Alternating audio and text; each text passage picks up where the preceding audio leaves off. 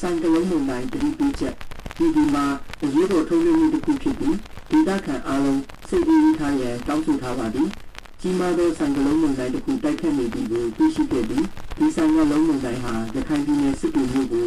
တနင်္လာရီတွင်ဝင်ရောက်တိုက်ခတ်မှာဖြစ်ပါတယ်နေထိုင်သူများအားတင့်ကိုလုံရနေရာတွင်နေထိုင်ရန်တောင်းဆိုထားပါသည်ဒီကြီးမှုပါကအများဆုံးသောနေရာတွင်ရောက်ရှိပါအစားအစာရေးဆေးဝါးနဲ့အရေးပေါ်ဆေးပစ္စည်းကိုပြင်ဆင်ထားပါ၏ဒီမှာမြမအတန်ထုတ်လွှင့်မှုဝန်ဆောင်မှုမှာအရေးပေါ်ထုတ်လွှင့်မှုတစ်ခုဖြစ်သည်